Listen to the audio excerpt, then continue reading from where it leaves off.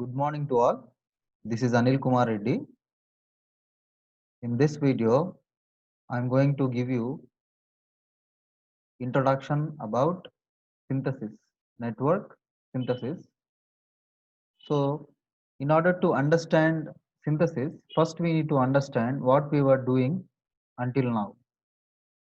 So, when you look into the first unit, what we have done is we have taken a circuit with all its values like voltage, current, okay, and resistance values. All the values are given. All the values are given.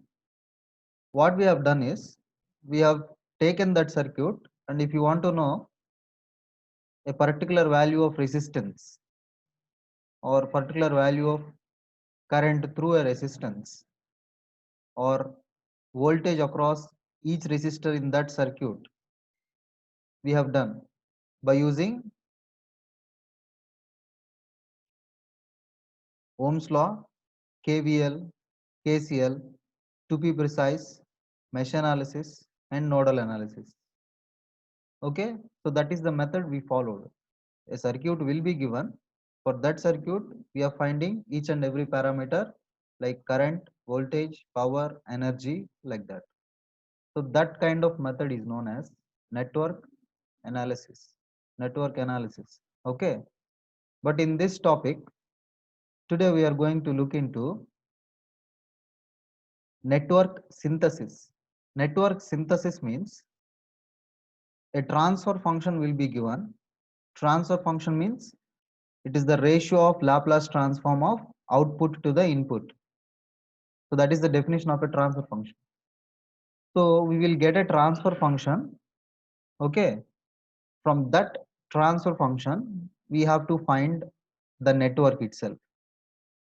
Means it is quite opposite to the or inverse to the analysis part. In analysis part, a circuit is given and we are finding the equations, and from those equations we are finding the values. But now we are going to get the transfer function. Using that transfer function, we need to make it as a circuit. That is known as synthesis.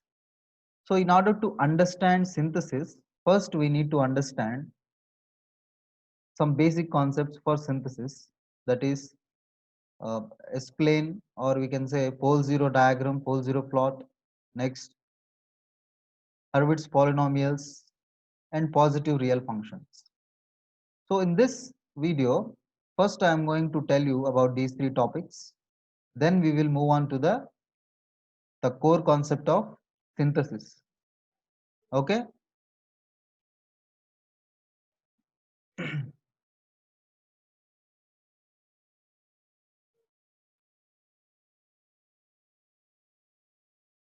So network synthesis.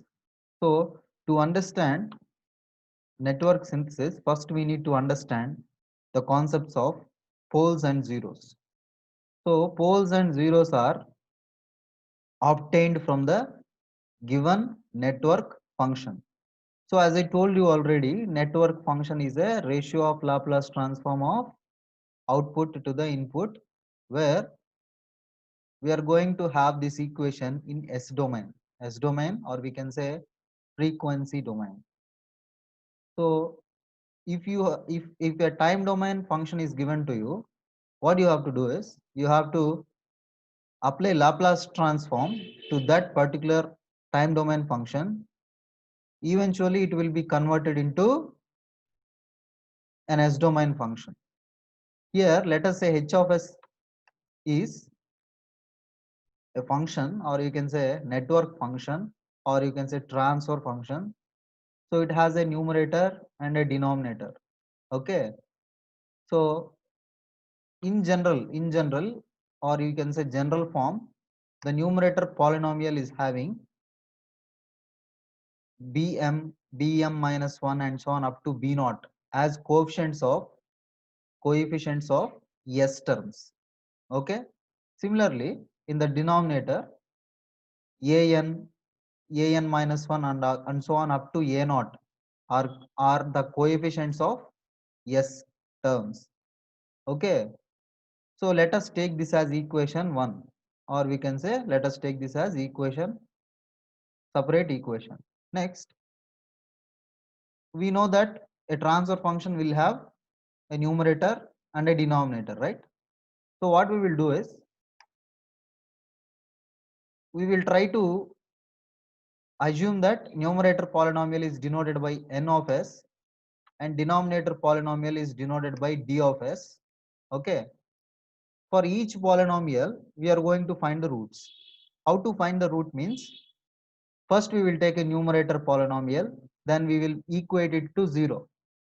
After equating it to 0, then we can find roots. Okay.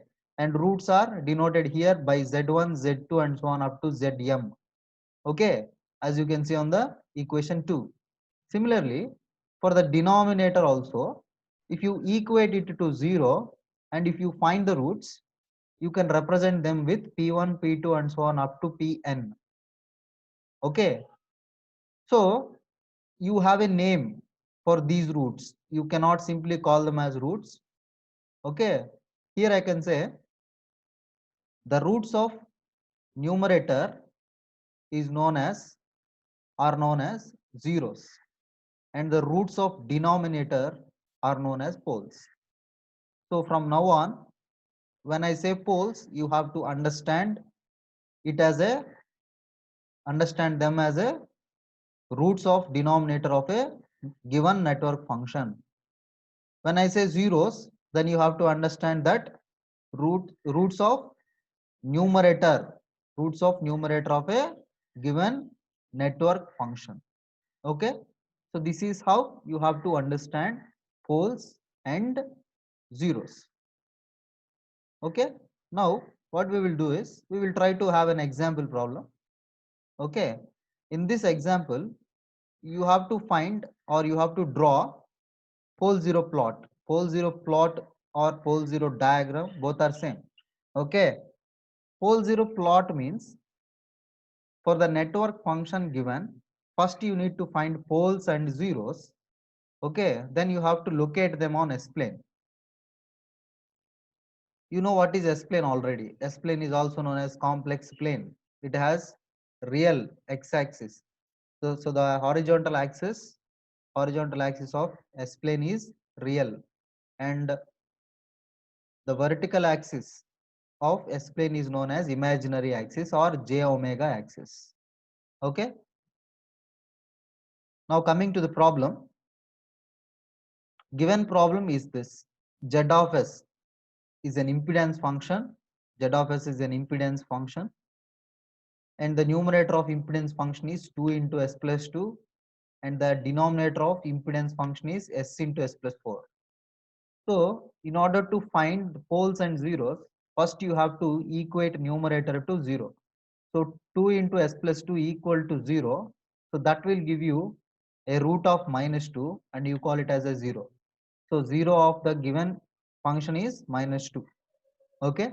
Similarly, when you equate the denominator polynomial to 0, then you will find two roots. S equal to 0 is one root and s equal to minus 4 is another root. And we call these roots as poles.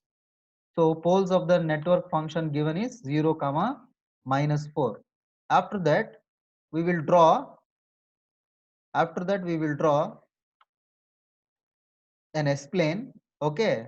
S-plane means it is having real axis as a horizontal axis and imaginary axis as a vertical axis. Imaginary axis, or you can say j omega axis. Okay. And also remember another point, that is zeros are always denoted by a small dot or a small circle on an S-plane. You cannot change it. Okay. And poles are always represented with a cross mark, a small cross mark on S-plane. So here you can see minus 2 is represented, a 0 is represented with a dot on S-plane, and 0 comma minus 4 are represented with a small cross. So that is known as an S-plane. And this is how you have to do problems whenever you are asked to plot the pole zero diagram. Okay, so now we will be looking into the definition of synthesis. As I already told you, the synthesis means it is a process where we are going to realize electrical circuits from the given equation. And remember, in our syllabus, we are not going to have any active elements. Okay, we are only going to have only passive elements like RL circuit and RC circuit. Okay, so now let us start with the definition of a network function. So network function means it is the ratio of Laplace transform of output to the input. Normally, we will take transfer functions as network functions. There are two types of network functions we have: driving point functions and transfer functions. And we are not going to look into driving point functions. We only look into transfer functions. Okay. And here you can see the general form of a transfer function denoted by f of s. So f of s is equal to an s power n minus 1 s power n minus 1 plus and so on up to a naught as a numerator, and denominator is bm s power m plus bm minus 1 s power m minus 1 plus and so on up to b naught. So that is known as a transfer function denoted by f of s. So when a transfer function is given like this, first you have to decide whether it is really a transfer function or not. Some functions are really looks like a transfer function, but they are not. So in order to decide whether the given function is a transfer function or not, what you have to do is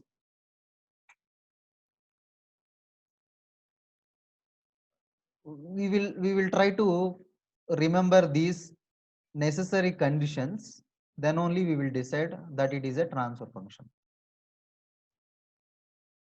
Okay, so first point is the difference between highest powers of numerator and denominator must be equal to 1 or 0, which means general f of s is, as I told you already, it starts with b.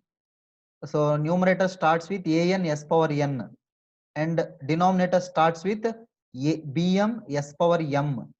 So here you are having powers of s, no, on the numerator s power n and on the denominator s power m.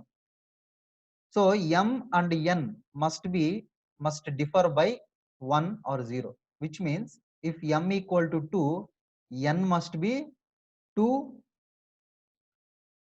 or 3 or 1, but it cannot be 0. Are you getting what I am saying? The difference between highest powers of numerator and denominator polynomials must be 0 or 1. Okay, suppose if numerator starts with s square, denominator must start with either s power 1 or s power 3. It cannot start with s power 0 or s power 4, because when you take the difference between m and n, if the denominator is starting with s power 4, numerator is s power 2, the difference is 2. Okay, so when the difference is 2, first point is not valid, therefore it cannot be called as a network function. Are you getting? So next point is the poles of given network function must be simple poles. Simple poles means they are not repeated, they should not repeat. For example, if you are getting poles as minus j and minus j, repeated poles, then you cannot call it as a network function. You cannot synthesize a network from that kind of function. You must have only simple poles on imaginary axis, like minus j and minus 2j, like that you have to get, or you can get minus j or plus j, that you can get. but you cannot get minus j and minus j, or you cannot get 2j and 2j. Repeated poles should not be there. Okay. And the third point is the poles and zeros, or you can say the poles of the given network function must lie on left half of S plane. That's for sure. Which means if you are having a network function, suppose if you found the poles that they are getting the poles on the right side of S plane, then it is not a valid network function. You always get poles on either imaginary axis or on the left half of S plane. You cannot get even a single pole on right side of imaginary axis. If you are getting like that, then we cannot say that it is a network function. Next, after understanding this concept, we will move to Hurwitz polynomial. Hurwitz polynomial means, suppose if you want to synthesize a network, first of all, it has to satisfy all the three conditions above. I already mentioned. Suppose if all the conditions are satisfied, then we have to check whether it is a Hurwitz polynomial or not. Okay, Hurwitz polynomial means it is nothing but a denominator term of the given network function. Okay, in this case it is taken as q of s, and here q of s must be Hurwitz polynomial. If in any given network function, if q of s is not, that means if the denominator is not Hurwitz polynomial, then you cannot say it as a network function. So whether the given network function is a Hurwitz polynomial or not, first we need to understand what is a Hurwitz polynomial and what are its properties. Once you know the properties, you can decide whether it is a Hurwitz polynomial or not. Once if you decide Hurwitz or not, you can say it is a network function or not. Okay. So Hurwitz polynomial means, so the coefficients of S must be real and positive, which means, for example, if I take s square plus 2s plus 1 equal to 0. If I take like that, s square is a positive term, 2s is a positive term, 1 is a positive term. Therefore, first point is valid for Hurwitz polynomial. Suppose if it is starting with s square minus 2s plus 1, then there is a minus in the middle term, no? So it cannot be a Hurwitz polynomial, which means the coefficients of s must be positive and real. You cannot have imaginary numbers also. The coefficients of s must be positive and real, and the roots of the denominator polynomial must be either 0 or negative. The roots of denominator polynomial must be either 0 or negative. You cannot get a positive number. Okay, so that is how you have to understand, which means in the f of s I told you all the coefficients like bm, bm minus 1, bm minus 2, and so on up to bm. Also in the denominator a0, a1, and so on up to an. All the coefficients must be positive. If at least one negative term is there, then it is not a Hurwitz polynomial. Okay. And the next point is, if we are doing a continued fraction expansion, then the coefficients of s must be all are positive. You cannot get a negative term. That I will tell you in coming classes what is a Hurwitz, partial fraction expansion or continued fraction expansion. And in case of if it is a given function is a purely odd or purely even, for example, s power 4 plus s square plus 1, that is a Hurwitz polynomial. Or you can say s cube plus s plus 1, sorry, s cube plus s is a Hurwitz polynomial. But you cannot have s power 4 plus 2s square plus s plus 1 equal to 0, because you are missing the term s cube term is not there. Remaining all terms are there. Therefore, you cannot say it as a Hurwitz polynomial. There should be no term, missing term in between the highest and lowest powers of the numerator or denominator. For example, numerator is starting with s power 4, then it has to have s cube, then s square, then s power 1, then s power 0. That should be the case. Otherwise, it should have all even powers, or it should have all odd powers. For example, if an equation is having, or a network function is having s power 4 plus 2s square, okay, plus 1 equal to 0, that is valid because all the powers of s are even. Or you can have exactly opposite, that is all the powers must be odd. You cannot have both.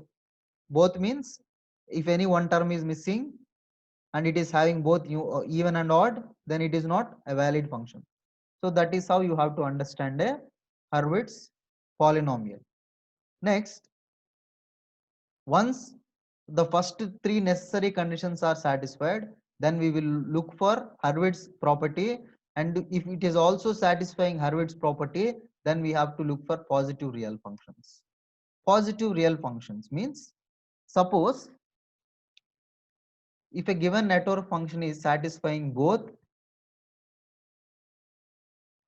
conditions, necessary conditions, and Hurwitz polynomial properties, then also we cannot say perfectly that it is a network function, because we have to consider another factor to be called it as a network function. That factor is positive reality.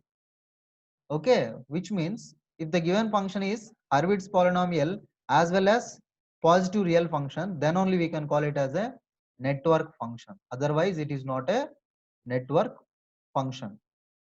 So, in order to understand what is a network function or what is positive realness, we need to have some properties, or we need to know some properties of positive real function. Okay. In some cases, if it is a positive real function but it is not a Hurwitz, then also it cannot be called as a network function. So all the points are already, I told you, it should satisfy all the points. First point is coefficients of s must be real and positive. Second point, the difference between highest and lowest powers of the difference between highest powers of numerator and denominator must be equal to 0 or equal to 1. Okay, there should be no missing term in the equation, or you cannot have negative terms in the equation.